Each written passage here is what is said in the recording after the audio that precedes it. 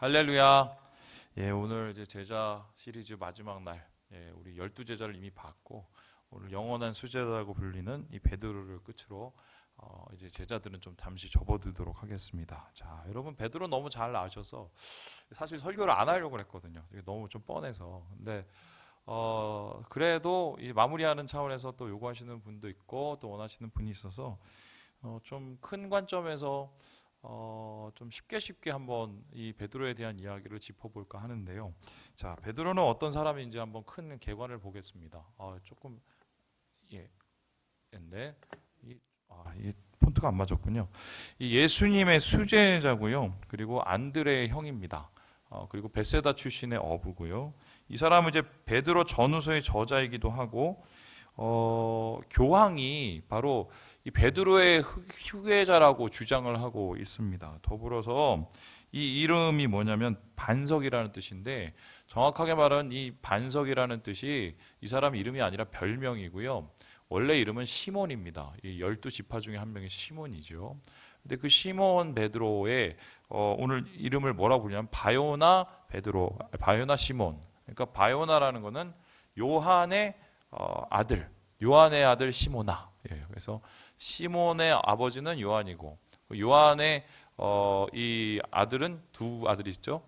시몬과 안드레. 그런데 특별히 예수님께서 이 베드로를 베드로라고 부르신 이유, 바로 그것은 베드로가 반석이라는 뜻이기 때문에 그런데 이 사람을 반석처럼 세워서 백성들과 또한 제자들의 본이 되게 하고 이 위에 주님의 교회를 세우시기 위해서 예수님께서 이 베드로란 이름을 주셨습니다. 그래서 가끔 보면 이 복음서에 개바라는 말이 나오는데요. 이 개바라는 말이 뭐냐면 그 당시에 그 예수님이 썼던 말은 사실은 헬라어가 아니에요.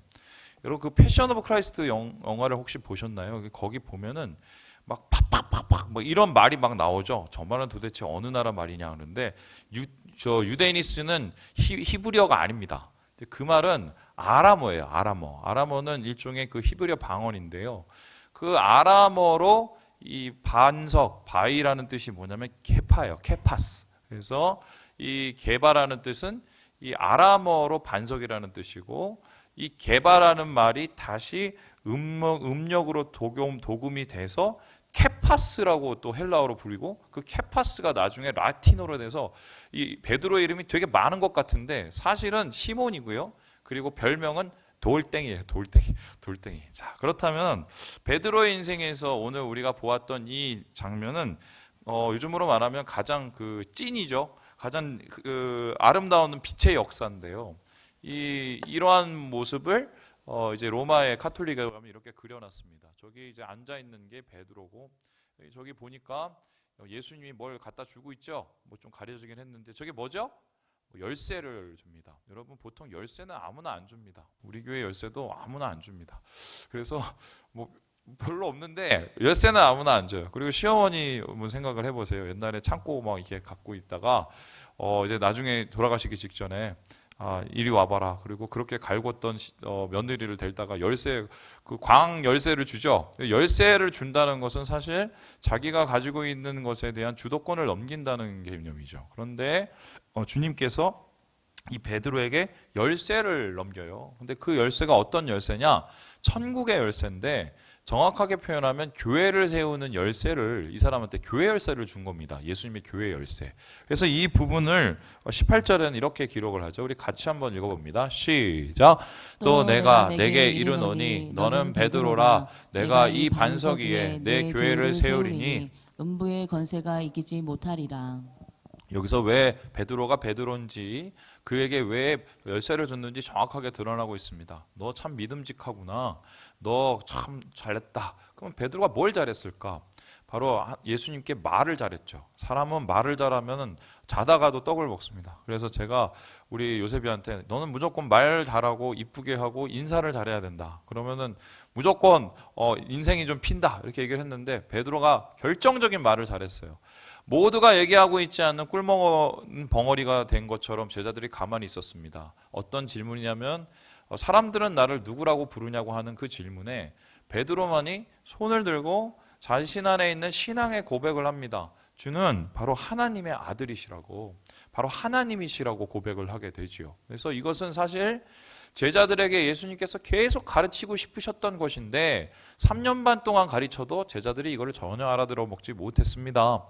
그런데 베드로는 핵심을 파악을 하는 거예요. 핵심을 파악하고 그것을 과감하게 도전하여서 고백을 했습니다. 이 고백을 듣고 예수님께서는 너무 기뻐하셔서 아이고 이제는 너한테 열쇠를 넘겨도 되겠구나 그러면서 주머니에 있는 열쇠를 딱 갖다 주면서 너는 교회야. 너 위에 이제 교회를 세워마. 너의 그 믿음의 고백 위에 교회를 세울 거야. 그리고 그 교회를 세우는 너는 사람들을 묶을 수도 있고 그 다음에 사람들을 풀 수도 있어. 그 고백은 뭐예요? 베드로의 믿음처럼 믿으면 다른 사람들도 어떻게 보면 예수님 안에서 구원받을 수 있다는 소리고, 베드로의 믿음을 쫓아서 믿지 않으면 다른 사람들은 천국의 문턱도 갈 수 없다는 소리가 되죠. 그래서 베드로를 가리켜서 바로 교회의 열쇠를 진 수장으로 이렇게 세우시는 겁니다. 그래서 이 구절 때문에 아직도 카톨릭과 이 개신교, 프로테스탄트 간에 계속되는 이 분쟁이 있어요. 어떤 분쟁이냐? 베드로가 로마에서 죽거든요. 로마 교회의 일대 이제 그 목사님이었는데 그 뒤를 이어서 베드로의 뒤를 이어서 2대 목사님, 3대 목사님, 우리가 3대 목사님이잖아요. 그러니까 4대 목사님 이렇게 하다가 이게 나중에 모든 교회들이 로마의 지시를 받고 로마의 통제를 받아서 교회의 왕이 돼요. 그래서 그걸 교황이라고 그러는데 교황의 시작이 바로 베드로부터 시작이 된 것이다. 그래서 베드로에게 주셨던 이 천국 열쇠를 쥐고 있는 게 교황의 권위다. 그러니까 너희들이 이렇게 우리 까불지 마. 이런 식으로 이제 접근을 하거든요. 그러면 이제 프로테스탄트 이 개신교는 뭐라고 하냐면 그게 아니라 베드로한테 세워준 게 아니라 베드로가 예수님을 향한 신앙 고백을 한 것을 기초로 해서 교회를 세우겠다는 말이 아니냐라고 받아들이지만 사실은요. 솔직히 제가 성경적 양심을 이 학자적 양심으로 보면요.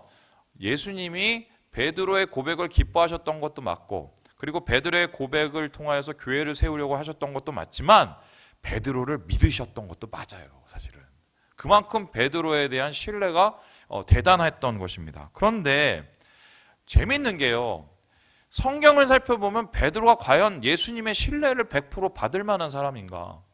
정말 예수님의 그 신뢰를 받아 교회의 믿음의 표본이 되고 또한 교회의 수장이 될 만한 그런 사람이었던가 했었을 때 우리가 고개를 젓게 만드는 일들이 있어요. 바로 이것을 한 3가지 정도로 찾아볼 수 있는데 그게 뭐냐? 베드로의 흑역사죠. 베드로의 흑역사. 저는 오늘 여러분하고 좀 그림을 살펴보면서 이걸 좀 풀어보려고 하는데 바로 첫 번째 흑역사가 이겁니다. 여러분 이 그림 보신 적 있습니까? 이 돌아가신 운보 김기창 화백이 예수님의 일생이라는 이 그림을 그렸어요. 이분이 아마 카톨릭 신자 같은데요. 그런데 물 위를 걸으신 예수님이라는 작품이 있습니다. 갓을 쓴 예수님 좀 잘 안 어울리지만 그래도 좀 독특하죠. 제가 이 그림을 직접 가서 본 적이 있어요. 요 그림 말고 비슷한 그림인데. 그런데 여기 보면은 저 밑에 막 갓이 다 벗겨져 갖고 막 붙잡고 있는 저 사람이 누굽니까? 베드로입니다. 베드로의 첫 번째 흑역사는 뭐냐면 예수님한테 물리를 걷게 해달라고 얘기를 했다가 물리를 마음껏 걸어가다가 갑자기 몇 리도 가지 못해서 몇 발짝도 못 가고 물에 빠져갖고 살려달라고 SOS를 친 게 그 베드로의 첫 번째 흑역사였어요. 우리 함께 마태복음 14장 말씀을 같이 한번 읽어봅니다. 시작!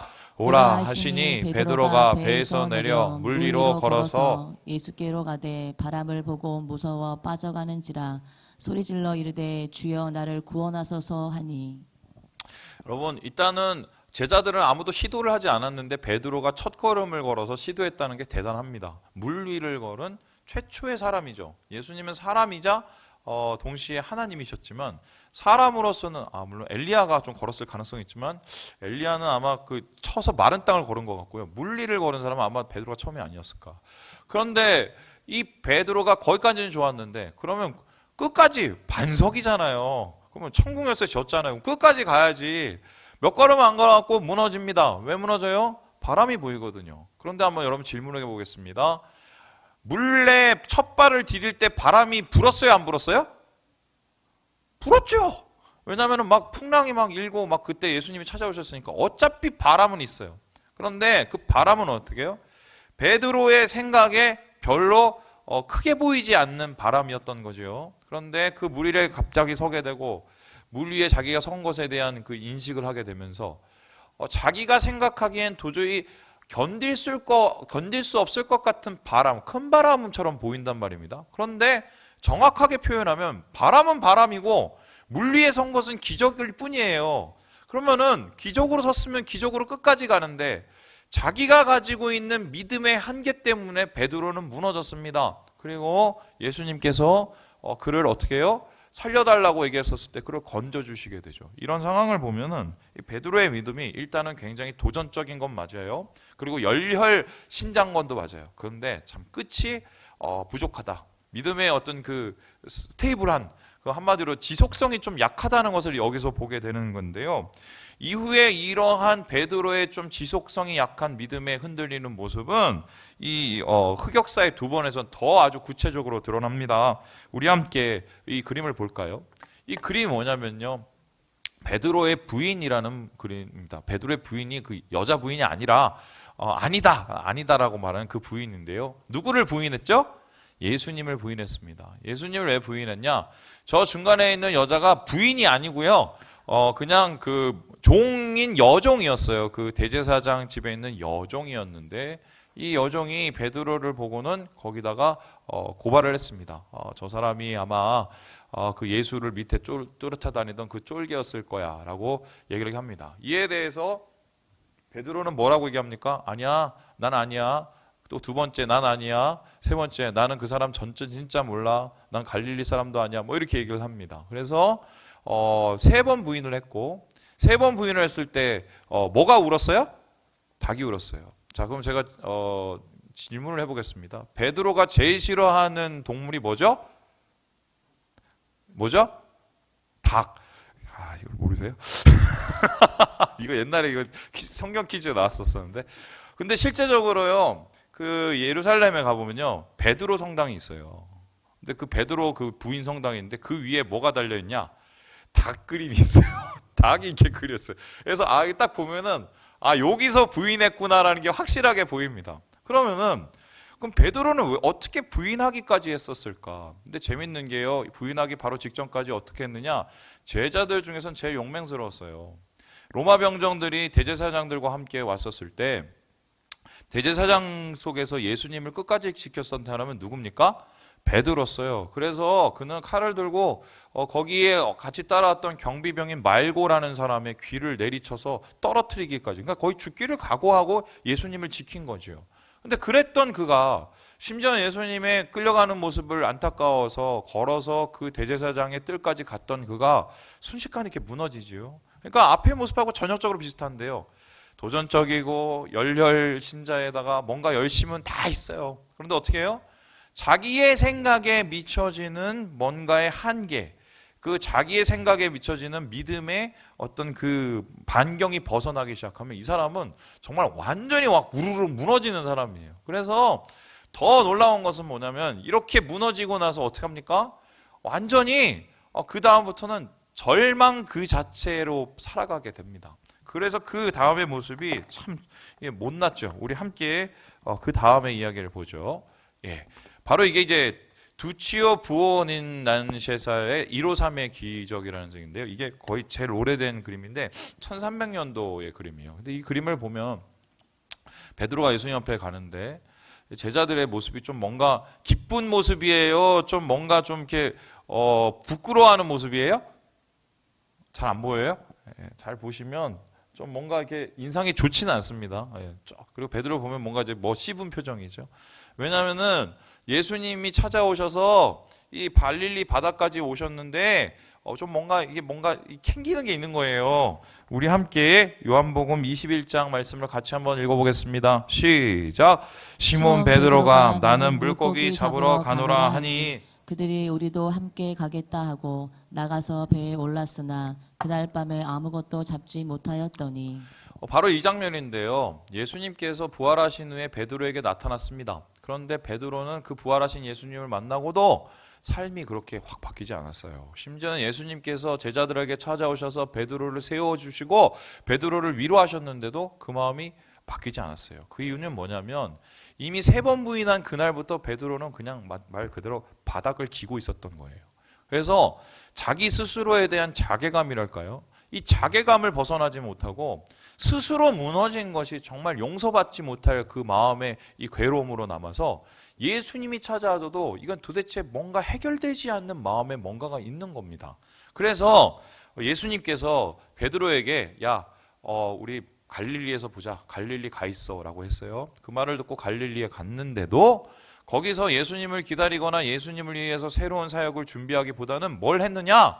그냥 옛날 생활로 돌아갔어요. 어떻게 돌아갔습니까? 야, 물고기나 잡으러 가자. 그런데 웃긴 게 뭐냐면 베드로만 물고기를 잡은 게 아니라 어떻게 해요? 그 옆에 있는 제자들도 8명의 제자들도 함께 다 물고기를 잡으러 왔어요. 이 사람은 그러니까 어느 정도 통솔력도 있고 함께 물고기를 잡으러 만큼 한심한 짓을 같이 할 만큼 많은 사람들의 뭔가에 이제 이게 있었던 것 같아요. 하지만 어떻게 해요? 자기의 마음 스스로 하나 챙길 수 없는 사람이었어요. 그러니까 그만큼 저는 이런 분을 잘 아는데요. 우르르 스스로 무너지고 나서 잘 일어나지 못하는 사람의 특징이 뭔지 아십니까? 그 사람의 특징이 뭐냐면은 대부분 자기 의가 강하고 자존심이 강해요. 그러니까 최대한 이 베드로는요, 자기가 뭘 할 수 있을 거라 생각을 했어요. 더구나 천국 열쇠도 받고 내가 예수님 안에서 뭔가 이 교회의 이 리더가 될 거라고 내가 예상을 했었는데 자기가 생각하고 있는 어떤 아름다운 그림들이 있었을 거 아니에요. 몽창 다 무너지지요. 몽창 다. 제가 이 교회에 와서 여러 사역을 하면서 이 여러분을 많이 만났어요. 그런데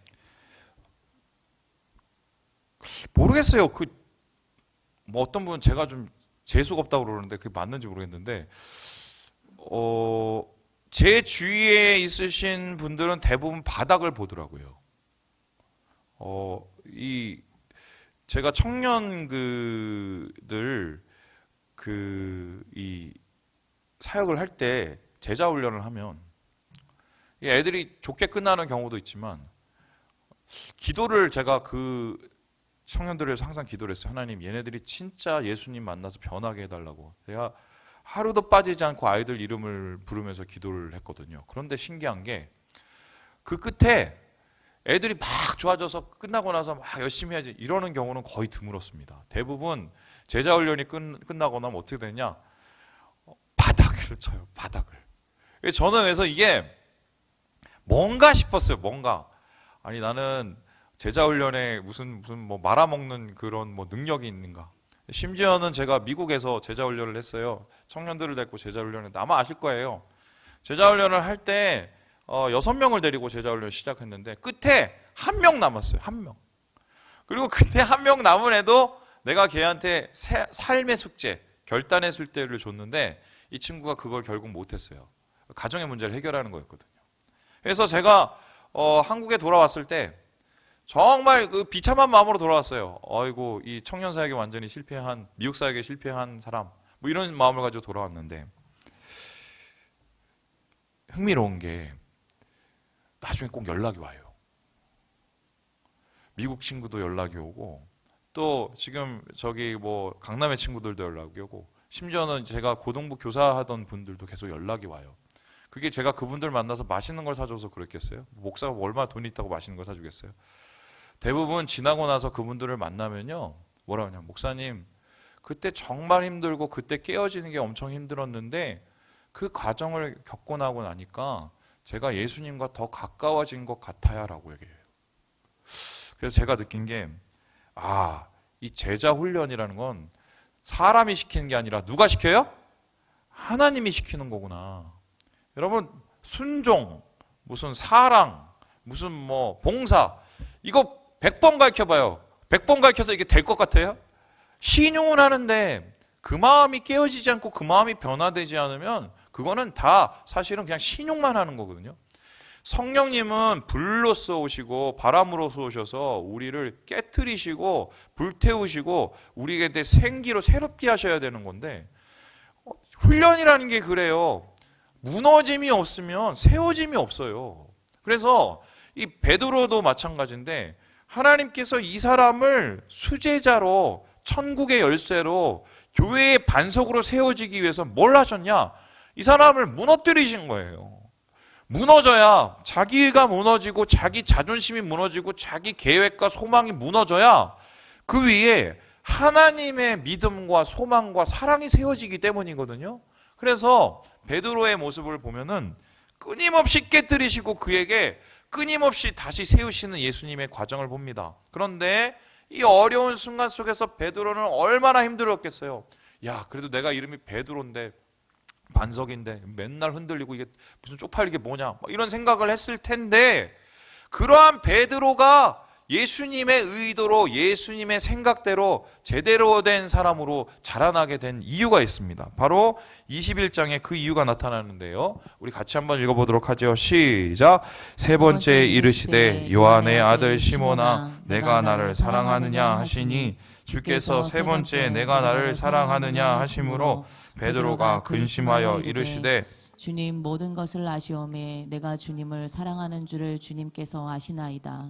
예수께서 이르시되 내 양을 먹이라. 저 같으면은 베드로를 자기의 양을 맡기는 목자로 안 세울 것 같아요.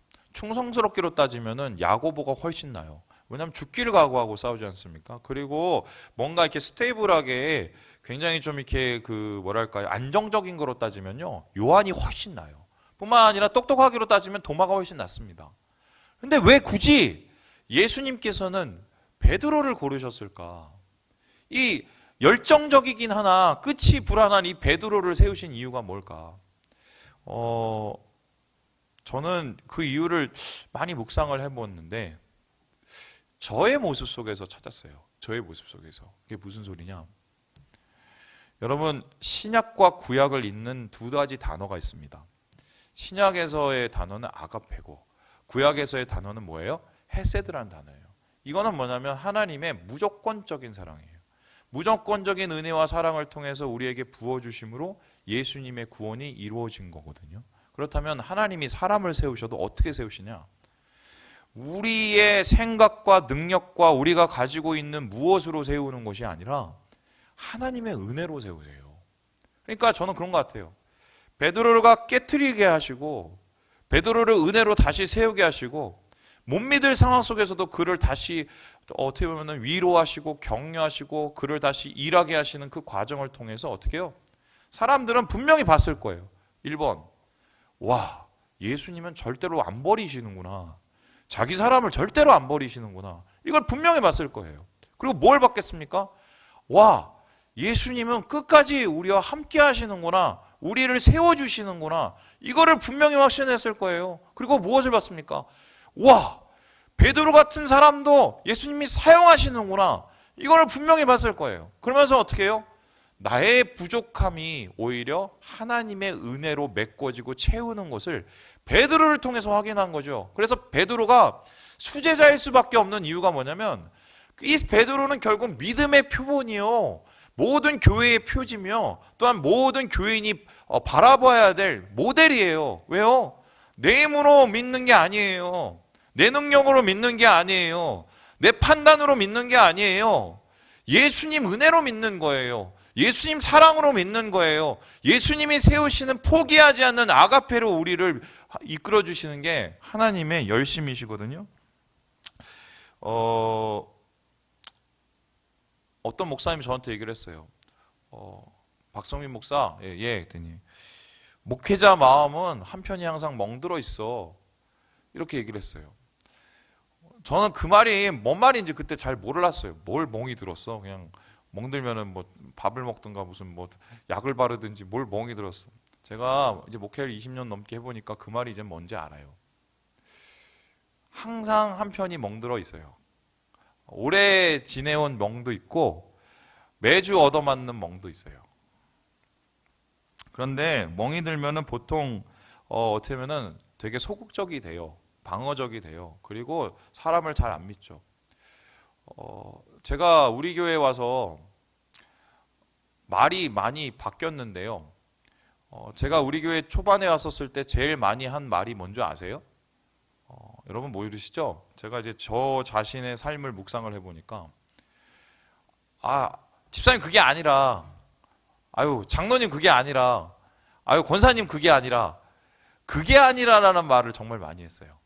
왜냐하면은 우리 교회 교인들 간에 참 상처와 멍 때문에 이 서로의 진심이 통하지 않는 막 그런 답답한 상황을 제가 여러 번 경험을 하면서 또 우리 교회에 상처받으신 분들 정말 많이 오시거든요. 그러니까 이게 본심이 이렇게 연결한 저는 이렇게 좀 이렇게 진실하진 않지만 솔직한 게 제가 이 무기인데 그게 통하지 않으면 항상 아유 그게 아니에요 제 마음이 그게 아니에요 제 이 얘기를 초반에 엄청 많이 했어요. 그런데 제가 5년을 지금 겪고 나서 몇 번의 정말 힘든 상황을 겪고 나서 제 입술에 말이 바뀌었어요. 뭘로 바뀌는 줄 알아요? 요즘에 제가 제일 많이 하는 말이 뭐냐면 미안합니다예요. 미안합니다. 솔직히 말하면 안 미안해도 미안하다고 얘기를 해줘요. 저는 목회자가 이렇게 잘못을 많이 할 줄은 상상도 못했어요.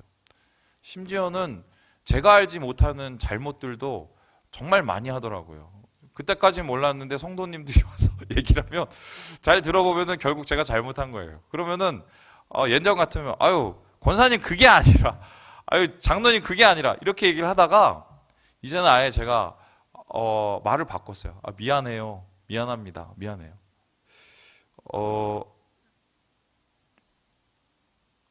억울한 면이 있어요. 근데 최근에 보니까 우리 교회 그 교육자들도 이게 제 잘못이죠. 그러니까 저 때문에 우리 성도님들이나 주변 사람들 만나면 미안합니다 하는 말을 입에 달고 살더라고요. 그러니까 이제 목사가 변변치 않으니까 우리 교육자들도 똑같이 고생을 하는 것 같아요. 정말 죄송한 마음이고 또 미안해요. 근데 멍들어 있는 마음보다 더 힘든 게 뭔지 아세요, 여러분? 멍들어 있어도 마음 한편을 열어놔야 되는 거예요. 그게 얼마나 힘든지 아세요? 마음이 멍들어 있는데 그리고 참 미안함이 나의 마음을 정말 너무 더 괴롭히고 있는데도 그래도 마음 한편을 열어놔야 돼요. 그게 목회더라고요. 왜 우리가 그럴 수밖에 없는가? 예수님이 가장 믿었던 시몬 베드로에게 뒤통수를 얻어맞으면서 얼마나 마음이 크게 멍들어 계셨었겠어요. 근데 그 멍든 상황 속에서도 예수님은 어떻게 하셨냐? 끊임없이 마음 한편을 열어놓으셨어요. 바로 이것이 예수님이 흔들리는 베드로를 반석 베드로로 만든 방법이에요. 여러분 집에 아마 골칫덩어리들이 있을 수 있어요. 또 여러분 만나는 분들 중에 여러분에게 계속 화살을 쏘아대는 분들도 있을 겁니다. 괴로워요. 제가 알아요. 억울하죠. 그래도 마음을 닫진 마세요. 예수님처럼 예수님이 그곳에 역사하실 수 있는 그 마음을 한편을 열어놔야 사람이 변해요. 사람이. 이런 말 하면서 저도 되게 두려운데 진짜 그래요. 진짜 그래요. 그래서요 결국 이러한 예수님의 은혜로 부족함을 채워서 정말 사람들의 믿음의 표본이 된 이 베드로는 어떻게 변했을까? 여러분 그 베드로의 일생을 다룬 베드로 행전이라는 책이 발견이 됐습니다. 이게 한 3세기경에서 5세기경에 쓰여진 것으로 밝혀졌는데 이 베드로 행전은 외경이고요. 사실 성경의 정경으로 인정받지를 못했어요. 왜냐하면 좀 어느 정도 각색이 되어 있다고 판단했기 때문인데요.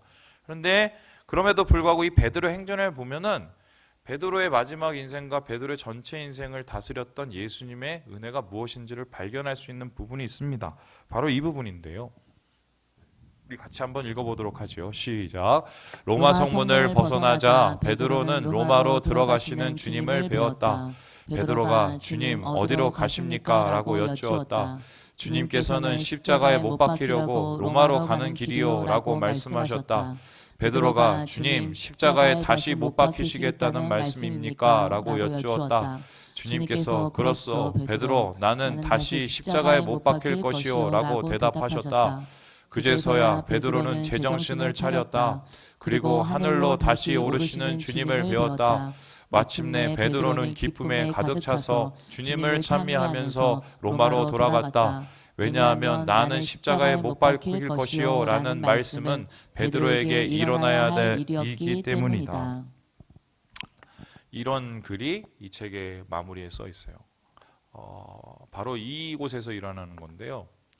이 로마에 가보면은 아피아가도라는 곳이 있어요. 이 길이 저 밑에 보면 뭐가 이렇게 뽕뽕뽕 뚫려 있죠. 이게 2000년 전에 닦인 길인데요. 아직도 차가 지나가는 길이에요. 근데 이제 언덕길인데 이 언덕길을 이렇게 넘어서면은 이제 로마를 이렇게 조금씩 벗어나게 돼요. 근데 그 올라가는 길에 뭐가 있느냐?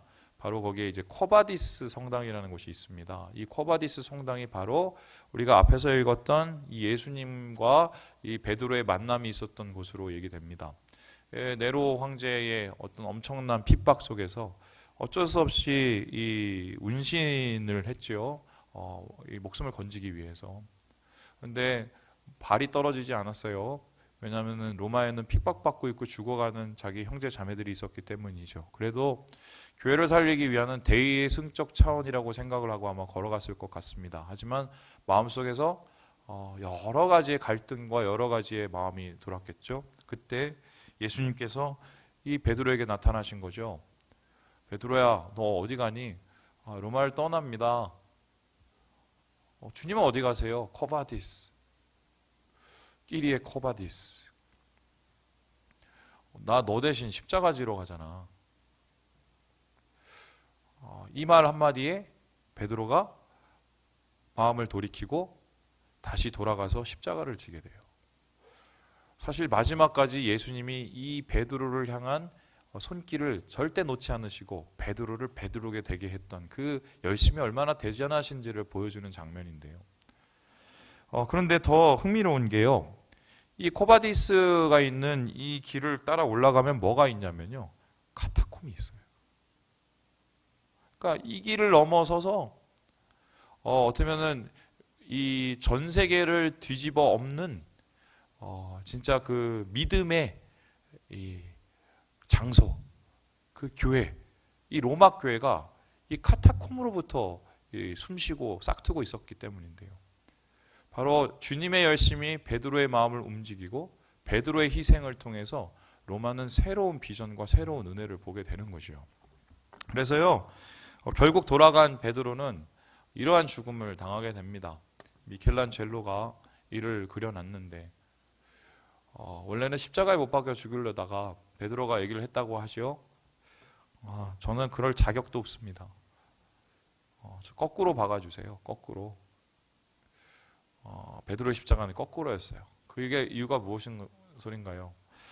내가 천국의 열쇠를 가지고 믿음의 반석처럼 살아갈 수 있는 존재가 아니라 예수님이 나를 지금까지 세워주시고 그 은혜로 여기까지 왔고 나는 예수님의 은혜에 아무것도 말할 수 없는 자라는 이 겸손함을 마지막 목숨을 다하는 순간까지 베드로는 보였던 것입니다. 여러분, 말씀을 마치려고 합니다. 쓰러질 수는 있어요. 예. 그런데 넋놓고 계시지 마세요.